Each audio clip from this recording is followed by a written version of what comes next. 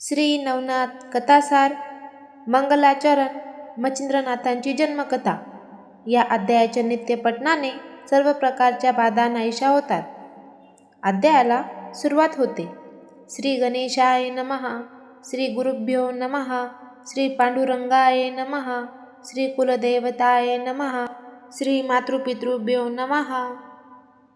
कलियुगास प्रारंभ झाला त्यावेळी श्री विष्णूंनी नवनारायण यांना द्वारकेस बोलावून आणण्याकरिता आपल्या सेवकास पाठविले।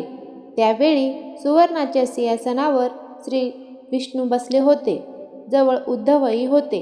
इतक्यात कविनारायण, हरिनारायण, अंतरिक्ष नारायण, प्रबुद्ध नारायण, पिप्पलायन नारायण, अग्निहोत्र नारायण, चमस नारायण, द्रुमीन नारायण आणि करभंज नारायण असे 9 नारायण तेथे येऊन दाखल झाले।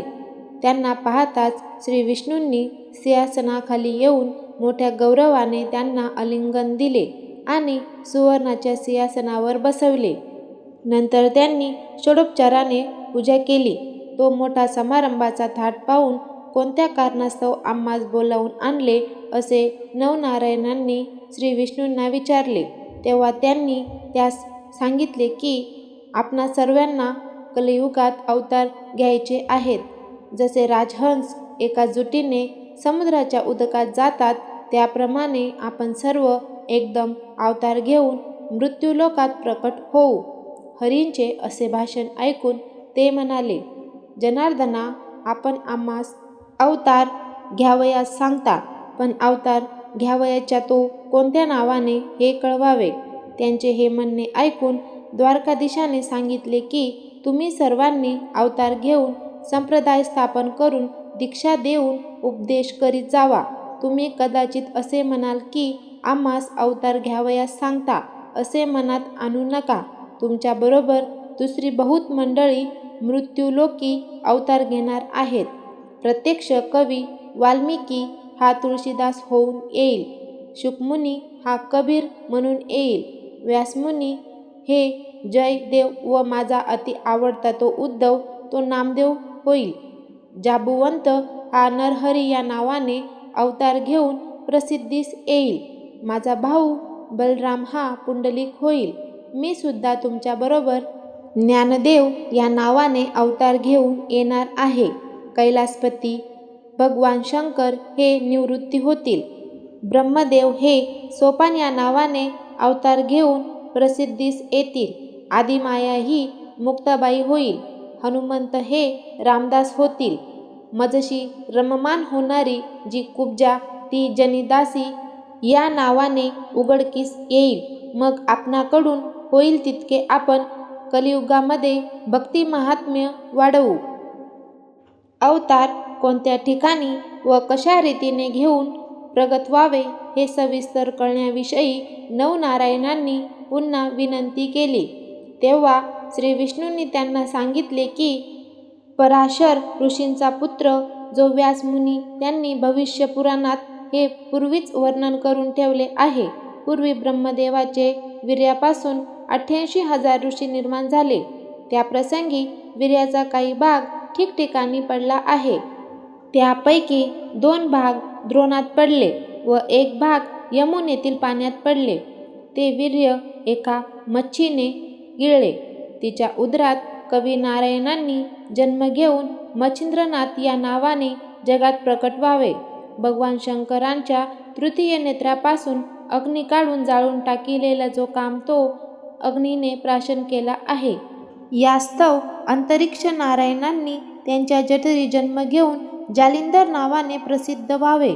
ते अशा रीतीने की कुरुवंशात जनमेजय राजाने नागसत्र केले आहे।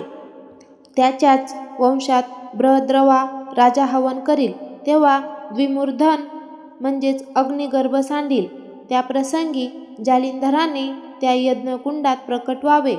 88,000 ऋषी झाले तेव्हा ब्रह्मदेवाच्या वीर्याचा काही अंश रेवातीरी सुद्धा पडला आहे। तेथे चमस नारायणांनी रेवणसिद्ध या नावाने प्रकट व्हावे। त्याच वीर्यापैकी थोडासा अंश एका सर्पिणीलाही मिळाला होता, तो तिने प्राशन केला। मग जनमेजय राजाच्या सर्पसत्रात ब्राह्मणांनी साऱ्या सर्पांची आहुती दिली. त्या समयी तिच्या उदरात ब्रह्मबीज आहे हे जाणल्यावरून त्या सर्पिणीला आस्तिक ऋषीने वडाच्या झाडाखाली लपवून ठेविले. पूर्ण दिवस भरल्यानंतर ती अंडे तेथेच टाकून निघून गेली. ते अंडे अजून तेथे होते तसे आहे. त्यात अग्निहोत्र नारायणांनी जन्म घेऊन वटसिद्ध नागनाथ या नावाने प्रसिद्ध व्हावे. मच्छिंद्रनाथ यांनी सूर्यरेत प्राप्तिस्तव मंत्र म्हणून दिलेले भस्म उकिरड्यावर पडेल. त्यात सूर्य आपले वीर्य सांडील. ते उकिरडामय असेल. त्यात हरिनारायण यांनी गोरक्षनाथ या नावाने प्रकट व्हावे. दक्षाच्या नगरीत त्यांची कन्या पार्वती हिला लग्न समारंभासमयी पाहून ब्रह्मदेवाचे वीर्य गळाले. त्या समयी त्यास परम लज्जा उत्पन्न झाली. मग ते वीर्य रगडून चौफेर केले. त्यावेळी ते एके बाजूस 60,000 ठिकाणी झाले. त्याचे 60,000 वालखिल्य ऋषी झाले. दुसऱ्या अंगाच्या केसाबरोबर भागीरथी नदीमध्ये पडले. ते कुश बेटात गेले. ते अद्यापही तेथे असेच आहे. यास्तव पिप्पलायन नारायणांनी तेथे प्रकट होऊन चरपटीनाथ नावाने प्रसिद्ध व्हावे. भर्तरी या नावाने भिक्षापात्र कैलिक ऋषींच्या अंगणात ठेविले होते. त्यात सूर्याचे वीर्य अकस्मात पडले. ते भर्तृहरी तसेच जपून ठेवले आहे. त्यात ध्रुवमीन नारायणांनी संचार करून भर्तरी या नावाने अवतीर्ण व्हावे. हिमालयाच्या अरण्यात सरस्वतीच्या उद्देशाने ब्रह्मदेवाचे वीर्य गळाले. त्यातले थोडेसे जमिनीवर पडले. त्यावरून वाक चालल्यामुळे त्याच्या पायात राहिले व थोडेसे हत्तीच्या कानात पडले. त्यात प्रबुद्ध नारायणांनी संचार करून कानिफा या नावाने प्रकट व्हावे. गोरक्षांनी चिखलाचा पुतळा केला. त्यात करभंज नारायणांनी संचार करावा. अशा रीतीने कोणी कोठे व कसे जन्म घ्यावयाचे याही नवनारायणांना खुलासेवार समजूत करून दिली. मग ते आज्ञा घेऊन तेथून निघाले व मंदराचलावर गेले. तेथे शुक्राचार्यांच्या समाधीजवळ समाधिस्थ होऊन राहिले. पुढे हे 9 व शुक्राचार्य असे 10 जण निघाले. एके दिवशी शिवपार्वती कैलास पर्वतावर बसले असता तुम्ही जो मंत्र म्हणत असता त्याचा मला अनुग्रह द्यावा असे पार्वतीने भगवान शंकरास म्हटले. हे ऐकून भगवान शंकर पार्वती देवींना म्हणाले, मी तुला त्या मंत्राचा उपदेश करीन, पण यासाठी एकांत स्थान पाहिजे. तर चल आपण ते कोठे आहे त्याचा शोध घेऊया. असे म्हणून भगवान शंकर आणि देवी पार्वती एकांत स्थान पाहावयास निघाले. ते फिरत फिरत यमुना नदीच्या काठावर आले. तेथे मनुष्याचा वास नव्हता. यामुळे ते स्थान त्यांना पसंत आले. त्यानंतर भगवान शंकर आणि देवी पार्वती तेथे बसले. तेथे पार्वती सुंदर मंत्रोपदेश करू लागले. पण ज्या एका मच्छाने ब्रह्मवीर्य गिळून यमुनेत प्रवेश केला होता ती गर्भिणी जवळच उदकात होती. तिच्या उदरातील गर्भ तो मंत्र ऐकत होता. तेने करून त्यास शुद्ध ज्ञान प्राप्त झाले व द्वैतभाव नाहीसा होऊन तो ब्रह्मरूप झाला. उपदेश संपल्यावर उपदेशाचे सार काय समजलीस म्हणून भगवान शंकरांनी देवी पार्वतीस विचारले. इतक्यात मच्छिंद्रनाथ गर्भातून म्हणाले की सर्व ब्रह्मरूप आहे.